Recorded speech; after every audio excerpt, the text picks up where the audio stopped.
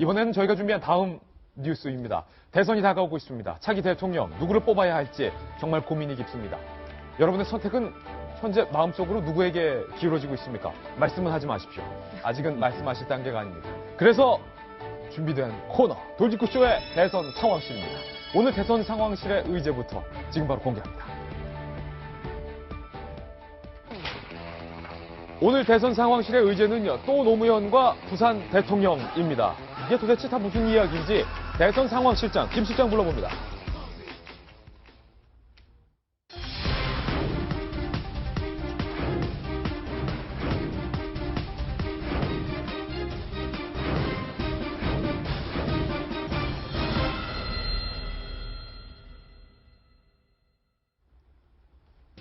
네, 전국에 계신 5천만 국민 여러분, 그리고 해외 동포 여러분 반갑습니다. 저는 대선 상황실장 김 실장입니다.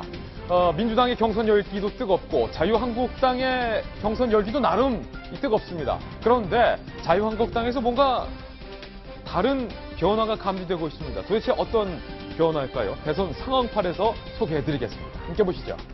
오늘 김 실장이 준비한 대선 상황판은요, 또 노무현. 첫 번째 의제를 바로 공개하는 거죠. 한국당의 진흙탕 전술. 먼저 홍준표 지사가 이렇게 말을 했고요. 정우택 대표와 주거니 받거니 했습니다. 노무현 전 대통령의 죽음은 결코 의로운 죽음이 아니다. 이렇게 포문을 열었고요. 정우택 대표도요.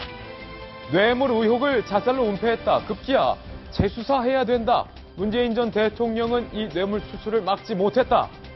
문재인 전 대표는 뇌물 수수를 막지 못했다. 재수사해야 된다. 뭐 이런 얘기를 꺼냈습니다. 직접 들어보시죠. 노무현 전 대통령은 지금 야당에서 특히 민주당에서는 신격과 우상화되어 있습니다. 자살이라는 용어를 사용하니까 그랬는 모양인데, 그래서 이제 만약 앞으로 사용할 기회가 있으면 극단적인 선택이라고 바꾸어 말하겠습니다. 그러나 저는 정치적인 반대자일 뿐입니다. 네. 그리고 저는 어려운 죽음이 아니었다. 노무현 전 대통령 사건 이후 스스로를 패족이라고 부르던 소위 친노 세력들은 국민들의 망각을 믿고 지금 다시 정권을 차지하려 하고 그 가장 책임 있는 사람은 대통령이 되려 하고 있습니다. 문재인 전 대표는 적폐청산을 외치려면 지금이라도 떳떳하게 노무현 전 대통령 일가의 640만 달러 뇌물 사건을 다시 수사하여 진실을 국민 앞에 밝혀야 한다고 말해야 합니다. 윤태곤 실장님, 노무현 전 대통령 청와대 기자, 출입 기자였잖아요. 자유한국당에서 지금 홍준표 지사야 원래 저런 말씀 많이 하시니까 그러려니 했는데 지금 주거니 받거니예요. 노무현 전 대통령의 뇌물수수 얘기가 나온 게 이유가 뭡니까? 원내대표에 대해서 먼저 이야기하고 싶은 게요. 이게 노무현 전 대통령의 그런 뭐 의혹이라든지 이런 부분에 대해서 책임이 있으니까 지금 민주당의 친노 계열 정치인들은 정치할 자격이 없다. 그렇게 되면 자유한국당은 당장 지금 이 시간에 해체, 해산을 해도 모자라죠. 그 세월의 길이하고 지금 국정에 대한 농단의 깊이하고 했을 때 그 상대가 되지 않지 않습니까? 그럼 이제 저분들은 왜 그럴 것이냐? 같이 싸우는 게 좋다는 거예요. 네. 예를 들어서 이제, 그럼 이제 뭐, 진흙탕 싸움이 되면은 이제 나는 어차피 버린 몸인데 너도 많이 다친다. 그럼 이게 예를 들어서 국민들이 우리만 그러냐 너네도 그렇다. 뭐 그거죠. 그렇죠. 국민들이 볼 때 니들이 더 심하자라고 해도 지금은 워낙 게임이 9대1이기 때문에 한 6대4 내지 7대3까지만 끌고 올라갈 수 있으면은 지금보다는 이제 무조건 이익이다. 이런 판단을 하는 것 같은데 저는 이게 95석을 가진 당으로서 정상적인 판단이 아니라고 생각해요. 한 5, 6석 정도 지닌 당이면은 그럴 수 있죠. 몸이 가벼우니까. 근데 이제 저런 식으로 한다면은 모르겠습니다. 당장은 이제 지지율이 뭐 예를 들어서 바른정당보다 높은 것처럼 보이고 하지만은 저게 어떻게 오래 갈 수 있겠습니까? 네, 이것과 관련된 세 가지 대선 뉴스 준비했습니다. 하나하나씩 살펴보죠. 첫 번째 뉴스입니다. 홍준표 지사가 노무현 전 대통령에 대한 공세, 문재인 전 대표에 대한 공세와 더불어 친박 껴안기에 나섰습니다. 내가 앞서 말했던 양박은 몇 명에 불과하다. 나머지는 친박도 아니다. 친박을 껴안는 행보까지 나섰는데 일단은 노무현 때리기에 대해서 여권 관계자가 이렇게 말을 했습니다.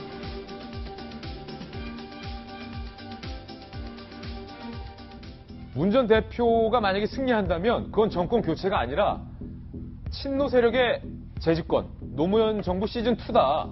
이거를 강조해서 그러면 안 되지? 라고 생각하는 샤이 보수를 이끌어내려는 전략이다.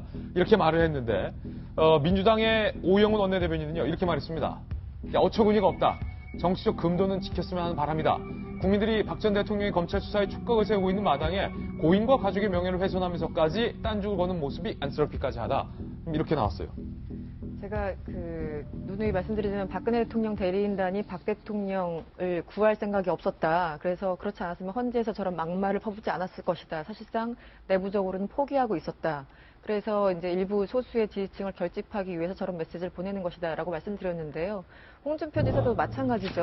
어쨌든 지금 노무현 대통령 그 주변에 있었던 문재인 전 대표 그리고 안희정 지사 어쨌든 1, 2위를 야당에서 이제 주도하고 있지 않습니까? 그래서 결국은 이제 후발 주자들은 가장 앞서가는 사람들을 공격해야지만 그 반사이익을 얻을 수 있기 때문에 친노 프레임으로 이제 문 전 대표 등을 공격하고 있는 거는 뭐 정치적으로 전략적으로 그럴 수 있다고 봅니다. 근데 저는요 이 홍준표 지사나 이 자유한국당의 이런 워딩들을 보면 어차피 이제 포기한 거예요. 대선은 포기한 거고 마지막 인공호흡기 정도 달고 가자라는 생각을 하고 있는 것 같습니다. 예. 그렇지 않으면 그러니까 오죽했으면 이미 돌아가시고 한참 지난 그 노무현 대통령을 매 순간마다 끄집어내야 되는 저 사람들이 굉장히 딱하다는 생각이 들고 오직 능력이 없고 그러면은 그러니까 오직 능력이 없으면 어떤 고비마다 시기마다 노무현 대통령을 끌어들여야 되는 저 사람들의 상황 자체가 좀 참담하다라는 생각이 들고요. 결국은 이제 그런 거겠죠. 비명이라도 한번 지르고 죽어야 될 거 아니에요? 예. 네, 그렇다면 최소한의 인공호흡기가 필요한데 그렇다면 이제 대선을 앞두고 우리가 이길 가능성은 제로다. 하지만 어느 정도 좀 인지 가능한 득표율이라도 얻자. 그렇다면 뭐 1, 2% 얻어가지고는 안 되는 거잖아요. 최소한 뭐 10%대, 20%대를 받아야지만 그걸 유지해서 이제 내년에 있는 지자체 혹은 3년 뒤에 있는 뭐 총선까지 쭉 갈 수 있는 것이죠. 만약에 이번에 뭐 자유한국당에서 어떤 후보가 딱 한 명이 나왔는데 뭐 5% 이러면 참 그 당이 유지하기가 어려워지는 거잖아요. 그러니까 결국은 그러기 위해서라도 결국은 노무현 대통령을 도구로 삼는 거라고 밖에 보이지가 않습니다. 예, 홍준표 지사는 이에 대해서 이렇게 말했어요. 정성희 의원님. 아니, 뇌물을 받은 것은 팩트 아니냐. 박근혜 전 대통령에 대해서도 이거는 탄핵 사유가 되지 않는다. 홍 지사는 계속 이렇게 말하고 있습니다. 그때랑 지금이랑 뭐가 다르냐. 그러니까 우리가 어저께 옷도 TPO의 상황과 시간에 따라서 맞춰 입어야 된다고 얘기하는데 정말 노 대통령의 죽음을 거론할 때도 정말 그런 말을 해야 될 상황과 어떤 시기가 있습니다. 그런데 오늘은 박근혜 대통령이 검찰에 출두하기 하는 날이에요. 어제는 그 전날이었습니다. 이렇게 보수가 스스로 부끄러워하고 정말 국민 앞에서 석고대죄를 해야 되는 그 전날에 과거에 이제 노무현 대통령 얘기를 끌어내가지고 하는 것은 정말 인간적으로도 있을 수 없고 아무리 뭐 정치적으로 표가 급하다고 해도 이게 있을 수가 없는 발상 같고요. 우리 오늘 동아일보의 사설 한 대목 소개시키고 드리고 싶은데 이렇게 심리학자들 분석으로 그 도덕성과 이런 걸 잣대로 해서 존엄과 권위를 중시하면은 보수주의, 그 다음에 그 공정과 배려를 중시하면 진보주의라고 합니다. 도덕성과 이렇게 품격 이것은 보수의 중요한 가치라는 것이죠. 우리 오랜 역사를 가진 그 보수주의 정당 자유한국당에서 저런 식의 죽은 자에 대한 명예까지 훼손하면서 저런 식의 그 표 계산을 하는 것이 정말 보수의 품격에 많은 일인지 씁쓸한 그 뒷맛이. 석고대죄를 해도 모자를 떼다. 홍준표 지사가 그런데 급기야 친박 껴안기에 나섰습니다. 이것도 무슨 말인지 직접 들어보시죠. 우리 땅에서 소위 친박이라는 분들도 박근혜가 집권했을 때 문제지. 이제 박근혜 정부가 소멸이 됐는데 어떻게 그 친박이라고 할 수 있겠습니까? 그래서 몇몇 사람, 국정농단에 책임이 있는 몇몇 양아치 친박들, 그거 빼고는 나머지 친박들은 그 사람들은 개라고 보기는 어렵죠. 국정 지지 세력이었죠. 김진태 의원은 국민 대다수가 탄핵을 하자고 하는데도 탄핵에 맞선 용기 있는 유일한 사람이죠. 일부에서는 그 비난도 하고 하겠지만은 그 사람의 소신은 언젠가 평가가 될 겁니다. 지금요, 홍준표 지사가 김진태 의원에 대한 메시지가 지금 갈렸어요. 오늘 박근혜 전 대통령이 검찰에 소환되는 이 시점에서 홍 지사가 이러한 메시지 변화는 상당히 노림수가 있다라고 보는데 아마도 많은 국민들이 조금 전 박근혜 전 대통령이 중앙지검에 어찌 보면 무기력하게 들어가는 모습을 보수 입장에서는 다 지켜봤을 텐데 홍준표 지사의 메시지가 이거거든요. 박근혜 대통령을 위해서 김진태 의원이 외롭게 싸운 용기 있는 사람이다. 홍준표 지사가 선택할 수 있는 카드죠. 지금 다른 당의 후보가 아니라 자유한국당의 후보가 되겠다고 나선 사람 아니겠습니까? 최근에 홍준표 지사의 지지율이 꽤 오르고 있는데요. 그 오르고 있는 시점과 소위 말해서 친박계 정치인들에 대한 끌어안기 포석에 대한 메시지를 전달하는 시점이 묘하게 겹치기 시작합니다. 그러니까 현재 자유한국당에 남아있는 지지율이 한 10% 정도를 상정해 본다라면은 과거 새누리당을 지지했던 한 40% 정도 되는 사람들 중에서 거의 다 떨어져 나가고 진짜 남을 대로 남은 사람들이거든요. 그렇다면 이분들 입장에서는 박근혜 전 대통령에 대해서 애잔한 마음을 갖고 있는 사람도 있을 것이고 박근혜 전 대통령이 일부 죄가 있긴 하나 역대 대통령과 비교해서 뭐 어느 정도까지 잘못했냐라는 생각들이 있을 건데 이 사람들을 아예 박근혜 전 대통령을 배제하고 나서는 자유한국당이 후보가 되기 어렵다라는 판단을 아마 했던 것 같아요. 근데 그렇다라고 해서 홍준표 지사가 언제까지나 박근혜 전 대통령만을 끌어안고 있기는 어려울 거거든요. 김진태 의원 같은 경우는 주홍글 시내를 새기고 가겠다라고 아예 얘기하잖아요. 주홍글 시 새기고 간다? 나는 박근혜다라고 계속 가는데 이렇게 가긴 어려우니까 홍준표 지사가 선택한 나머지 전략적 카드가 뭐냐면 노무현 흔들기거든요. 본인 입장에서는 본선 경쟁력을 계속 얘기하면서 상대 진영의 후보를 더불어민주당으로 딱 박아놓고 더불어민주당 같은 경우는 유력주자 2명이 노무현 전 대통령의 비서실장, 하나 노무현 전 대통령의 정치적 동지. 그렇기 때문에 이 두 사람 중에 누가 후보가 되더라도 노무현 정부의 지난 5년의 실정을 자꾸 상기시키는 거죠. 그러면서 여기랑 싸울 수 있는 보수의 적자는 우리밖에 없다라고 하면서 친박계 정치인들 끌어안기까지 포섭하는 전략으로 볼 수 있는데 글쎄요. 저는 과연 지금 현재 저와 같은 상황으로 얘기를 하게 된다면 이 최순실 국정농단 사건에 대해서 굉장히 큰 역할과 책임을 가지고 있는 분들이 분명히 계실 거고요. 저는 56명의 의원들을 잊을 수가 없거든요.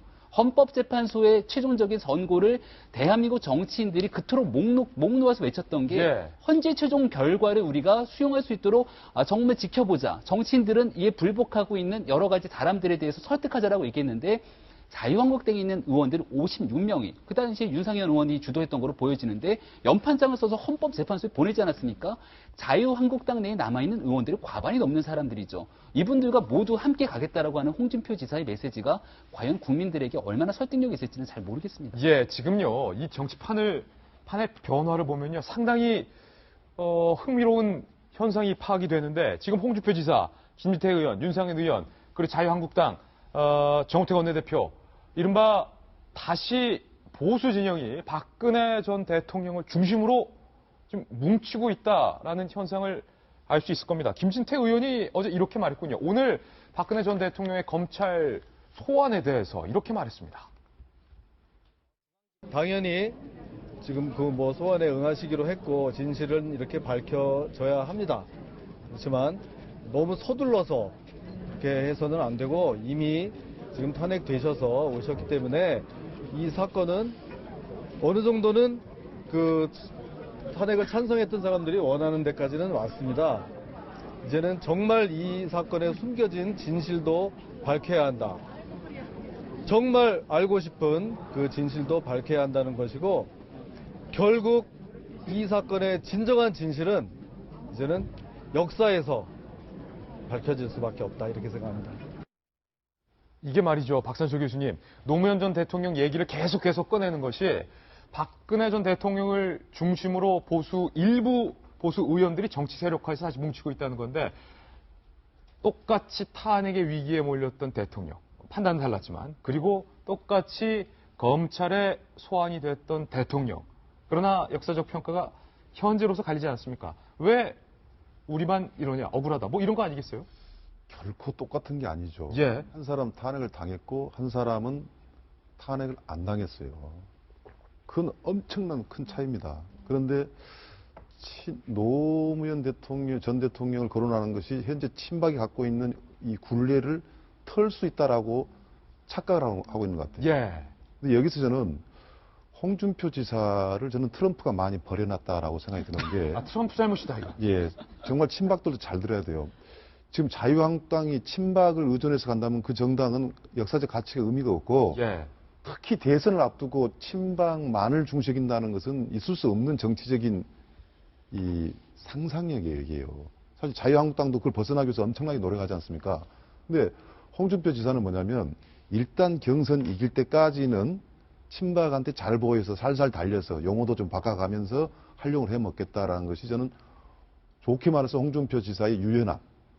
그리고 자기 목적을 달성하면 버립니다. 냉정하게 버려요. 버리고 바른 정당을 향해서 보수를 함께 가자. 그때까지 유효한 사람이 노무현 측이단 말이죠. 이런 시기에 저는 가끔 이제 홍준표 지사를 보면 느낀 게 뭐냐면 참 시원스럽다고 느낀 사람도 있겠지만 논리적으로 좀 현명하다. 뭐 좀 심한 이야기일지 몰라도 경남지사까지 갈 수 있을까 하는데 저건 마지막이 아닌가 생각 들 정도로 정말 대통령으로 나서고 자유한국당이 뭡니까? 제2 정당이고 한때 오랫동안 집권해왔던 정통 있는 정당 아닙니까? 역사가 있고 거기에 후보가 되기 위해서 자기가 대통령이 됐을 때 무엇을 하겠다는 이야기를 해줘야지 친박과 친노를 얼리고 달래고 이런 것들을 저는 느끼게 돼요. 그래서 저게 경선에서는 이길 수 있으나 과연 이 홍준표 지사의 대권 레이스가 어떤 방향으로 어디까지 갈지를 가장 강력한 후보임에도 불구하고 예측을 할 수가 없어요. 저런 언행들이. 네. 이건 경선용이지 본선에는 득될 게 하나도 없다. 전략 잘못 짜고 물론 있다. 이제 본선 가서 또 바뀌겠죠. 예. 그런 논평까지 들어봤습니다. 대선 뉴스 이번엔 두 번째 대선 뉴스입니다. 문재인 전 대표가 일단 구설수에 휩싸였는데 이번엔 문캠에서 부산 대통령이라는 단어가 나왔습니다. 호남에 올인을 해야 하는 야권 대선 주자들의 입장에서 부산 대통령 뭔가 상황에 맞지 않는 거다. 전두환 전 대통령으로부터 받았다는 표창 자랑과 비슷한 구설수인 것 같아요. 일단 직접 들어보시죠. 이제 다시 한번 부산 사람이 주체가 되어 부산 대통령을 만들어낼 것이라고 저는 확신합니다. 부산 시민의 압도적인 지지가 전국의 지지율을 견인할 수 있는 원동력이 될 것이라고 저는 확신합니다. 우리 부산이 다시 한번 함께 만들어내는 부산 대통령은 고질적인 지역 구도를 타파하고 진정한 동서화합이 만들어낸 최초의 대통령이 될 것이라고 저는 확신합니다.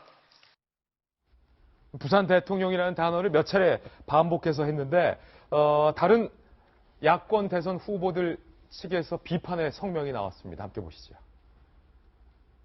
먼저 이재명 시장 측 정성호 의원, 지역주의 망령을 되살리고 조장하는 발언이 망령 나왔죠. 우리 당 대선 후보 캠프의 주요 인사 입에서 나온 것이라니 믿기지 않는다. 같은 편끼리 지금 비판받는 거예요. 안희정 지사 측의 홍일학 의원은요. 부산 대통령 발언은 이거 한국 정치의 고질적인 이거 병폐다. 병폐인 지역주의를 자극하는 제2의 우리가 남이가 발언이다.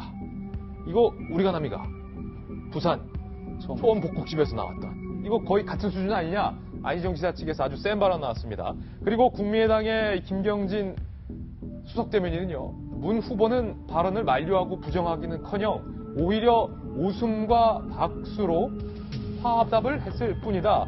결국에는 호남의 선택을 받을 사람이 아니다. 이런 건데 문재인 캠프 측에서는 이런 해명이 나왔습니다. 부산 대통령이라는 표현만 문제 삼아 지역감정 조장을 운운하는 건 말꼬투리 잡기다. 발언의 전체 맥락을 보면 영호남 전체의 대통령이 돼야 한다는 뜻이다. 라고 나왔는데 의도는 그랬겠지만 선의는 있었겠지만 정석희 의원님. 아니 부산 대통령이라는 단어를 반복해서 너무 많이 반복했어요. 저거는 대통령 문재인 측 캠프 측으로는 상당한 악재입니다. 우리 뭐 전두환 표창장 그것은 저는 사실 큰 문제는 아니라고 보고요. 이것이 더 큰 악재라고 보는데. 전두환 표창장 자랑한 것보다 이게 더 큰 악재다. 호남에서 열심히 싸운 그런 표가 이제 표 날아가는 소리가 들립니다. 사실은 이제 왜냐하면 그 전제가 있어요. 그 문재인 전 더불어민주당 대표 같은 경우는 노무현 대통령이랑 같이 일할 때 호남에 대해서 그 몇 가지 호남 사람들이 문 전 대표에 대해서 가지지 않은 의심이 있습니다. 그런데 2006년 지방 선거를 앞두고서 대통령도 부산 출신인데 왜 부산 사람들이 이 정권을 부산으로 받아들이지 않느냐 하는 그 발언도 있었고요. 또 당시에 이제 인사수석이 호남 출신의 정찬용 씨가 호남 인사들 천거했는데 당시 민정수석인 문재인 민정수석이 그거를 이렇게 계속 노했다. 그 뭐 카더라지만 그런 이제 얘기도 있고 그리고 또 이제 마지막으로 지난번에 선거 때는 호남에서 지지 못 받으면 뭐 안 되겠다고 지난번에 얘기했는데 지키지 않았습니다. 그러니까 호남 사람들이 문 전 대표에 대해서 있는 의구심을 아직도 해소가 안 된 상황에서 이제 가까이 있는 측근이 저렇게 부산 대통령 얘기를 하니까 이거 문재인 대표가 거기에 대해서 아까 웃으면서 화답을 그러니까 적극으로 제지하지 않았다는 것이죠. 이런 것 모든 것들이 좀 악재가 되지 않을까 이런 생각이 듭니다. 문재인 전 대표 입장에서는 꼴밤 때리고 싶은 심정일 것 같아요. 내가 이 호남에 대해서 지금까지 어떻게 애지중지해 왔는데 지난 2월 호남 구애하는 발언도 저희가 준비해봤습니다. 직접 들어보시죠. 다시 호남에서 저 문재인의 손을 한번 잡아주신다면 제가 이제는 호남의 손을 다시 놓지 않겠습니다. 호남의 손을 꼭 붙잡고 정말 호남이 염원하는 나라다운 나라, 우리가 자부심 가지고 살 수 있는 그런 나라 꼭 만들고 싶습니다. 저 문재인 손 다시 한번 잡아주십시오. 지금 호남 시민분들이요, 손 잡으려고 했었어요. 저때까지도. 근데 전두환한테 표창장 받았다. 앤드.